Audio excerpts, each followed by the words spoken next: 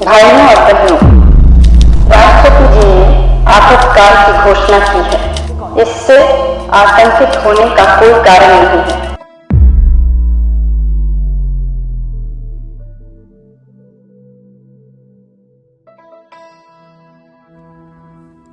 Imagine a life with no fundamental rights. This was India in 1975.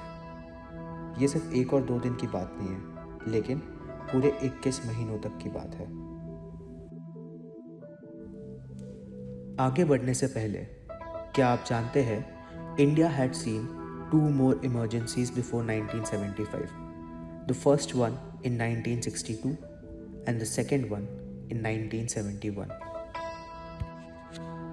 According to Article 352, emergency can be declared only if there is a war, external aggression or internal disturbance. 1975 की emergency का कारण internal disturbance था. It was 1971. Indira Gandhi's Congress party won by a whopping 352 seats out of 518.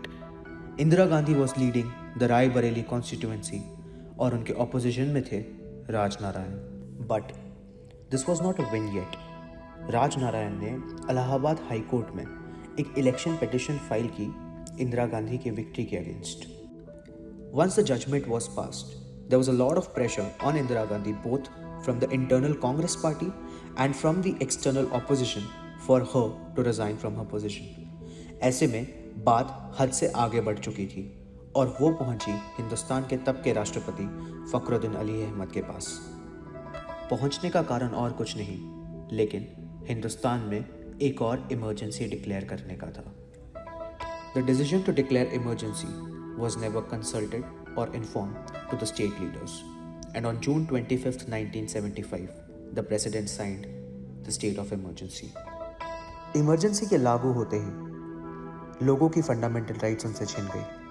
कई सारे opposition leaders और लाखों लोगों को जेल के अंदर कैद कर दिया गया था. This was also the time when Sanjay Gandhi drove his mass sterilization campaign, which affected thousands of people.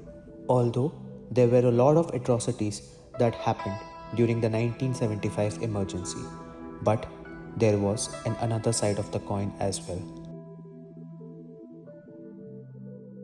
This was India in 1975, considered as the darkest phase of Indian democracy.